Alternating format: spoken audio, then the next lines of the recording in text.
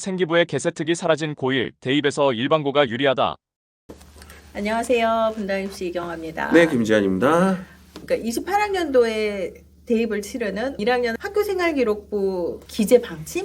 이게 교육부에서 발표가 됐어요. 그 발표가 되면서 엄청 많이 나왔던 것 중에 하나가 개인별 세부 능력 및 특기사항 이제 이거 못 쓴다 뭐 이런 얘기를 했거든요. 그래서 선생님께 오늘 이 개인별 세부 능력 및 특기사항이 과연 어떻게 달라지는 거고 어떻게 써야 할까를 좀 여쭤보려고요. 잠깐 자료들을 찾아봤더니 확실히 달라진 건 수업 유연화에 따른 부분들을 운영하고 있는 그 항목들이 없어졌다라는 게 좀 눈에 띄긴 하더라고요. 네. 근데 그게 뭐가 큰 문제일까?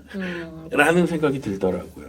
수업 유연화라고 하는 것들을 항목이 있어서 이용할 수 있었던 건 원래 그 개세특이라는 게 특목 자사고에서 워낙 잘 사용하기 때문에 그게 비어 있으면 일반고가 좀 불리하지 않을까?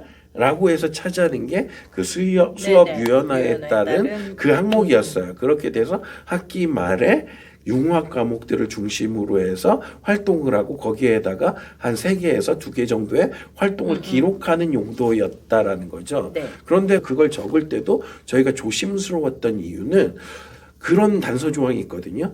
그러니까 A, B라고 하는 두 과목이 융합이 된다고 하더라도 이 중에서 비중이 특정한 한 과목이 높다라고 하게 되면 개세특이 적을 수가 없었어요.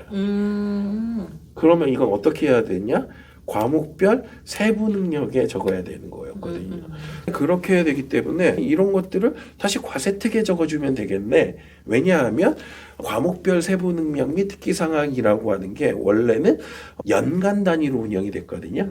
그렇게 돼서 학기 집중 이수제 과목인 경우에만 한 학기에 1500바이트 였던 거였거든요. 그런데 이번에는 모든 과목들이 학기 중심으로 떨어지게 돼 있어요. 그렇게 돼서 동일한 과목이라고 하더라도 2학기를 운영하면 1학기에 1500바이트, 2학기에 1500바이트를 운영할 수 있거든요. 이게 3000바이트가 되잖아요. 네네. 그렇게 되면 특정한 교과목에 과세특에 들어갈 수 있는 양이 늘어났잖아요.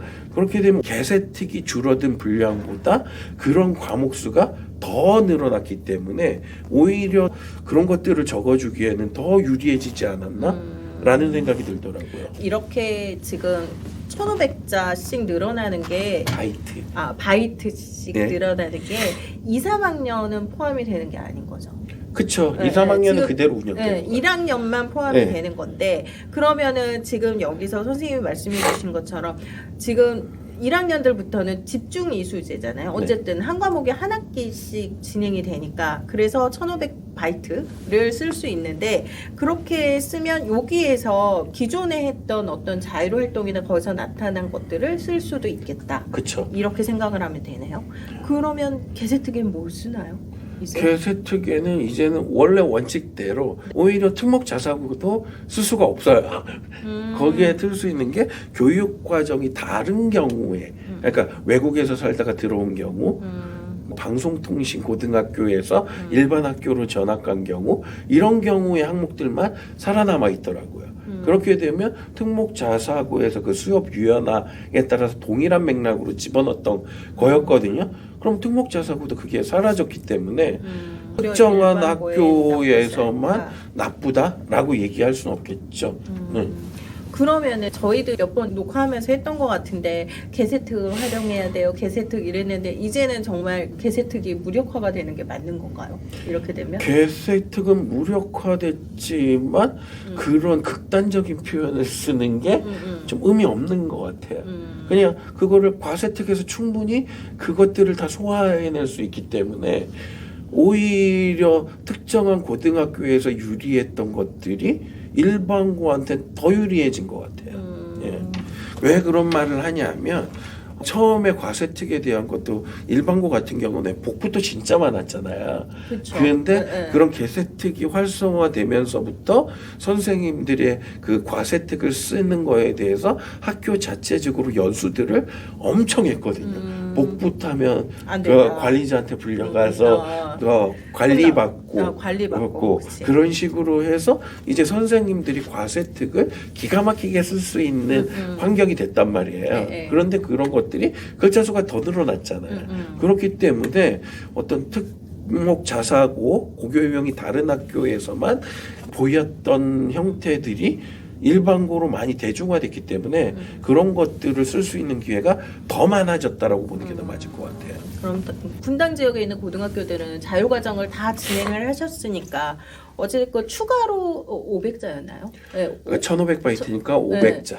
추가로 적을 수 있는 항목으로 좀 유용하게 활용을 했었는데 1학년 학생들은 쓸 수가 없게 되니까 이제 나는 어떡하지? 라고 생각을 하는 것보다 학교에 있는 활동들에 참여하면서 오히려 교과 세특에 자세하게 기록할 수 있다. 이렇게 생각을 하면 되는 거예요. 극단적으로 얘기를 하면 개세특은 1500바이트가 사라져요. 네. 그렇죠. 적을 수 네, 없죠. 그런데 기존에 한 학기에 들을 수 있는 과목이 보통 11과목이거든요.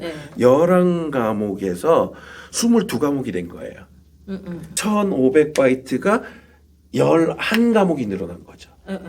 그렇게 되면 더 적을 게 많아진 거죠. 그러니까 굳이 이 개세특에 집착할 필요가 없는 거네요. 그렇죠. 이제 교과 세특에 집착을 해야 그러니까 되네요. 11과목이 아니라 네. 22과목이 됐다라고 네. 생각하고 거기에다가 과세특을 적극적으로 활용하는 게 더 유리하다라는 거죠. 그리고 아까도 얘기했듯이 융합 과목이라고 하더라도 특정한 한 과목이 특성이 강한 건 그 과목의 과세특에 적을 수 있기 때문에 기존의 개세특에 적었던 것들을 그대로 한 과목에도 적을 수 있다는 거죠. 그러니까 이 개세특 이제 못 쓴데 그러면 굳이 융합 뭐 자율과정 이런 거 안 해도 되는 거 아니야? 이렇게 생각을 하면 안 된다는 얘기인 그쵸. 거잖아요. 네. 어쨌든 지금 융합 관련된 거를 강조를 하고 있으니까 그런 활동을 하고 그 활동을 특정 교과 세특으로 쓸 수 있으니 그 부분을 잘 챙기라고 얘기를 해주시는 네, 걸로 맞아요. 기억을 하면 되겠네요. 네, 맞습니다. 그리고 2, 3학년은 당연히 자율활동 열심히 하고 개세특 챙겨야 되는 거고요. 네. 아, 개세특이 이렇게 바뀌어가지고 갑자기 어머님들이 혼란스러우실 것 같아요. 저 생각했던 것보다 왜 이걸 가지고 논란이 되지? 라는 생각이 계속 들어요. 저는 개세특이 이렇게 안 되면 뭐 분당 지역 학교들에서 곧 무슨 방법을 찾아내겠지 뭐 야타코에서 찾아내지 않을까? 라는 생각을 그렇겠죠. 하긴 했어요. 네. 뭔가 비워놓지는 않으시더라고요. 분당에 있는 학교들은 그 개인별 세부 능력 및 특기 사항이 1학년부터는 달라지는 건 확실합니다. 선생님 표현으로 이제 없어졌다고 생각을 하라라고 얘기를 할 정도로 달라졌어요. 그렇지만 바뀐 그 핵심을 파악해야 되는 것 같아요. 그건 줄었지만 선생님이 아까 얘기해 주신 것처럼 학기마다 쓸 수 있는 교과 세특은 더 많아졌다. 그러니 그 부분에 더 집중하자. 이렇게 정리를 하도록 하겠습니다. 네. 네.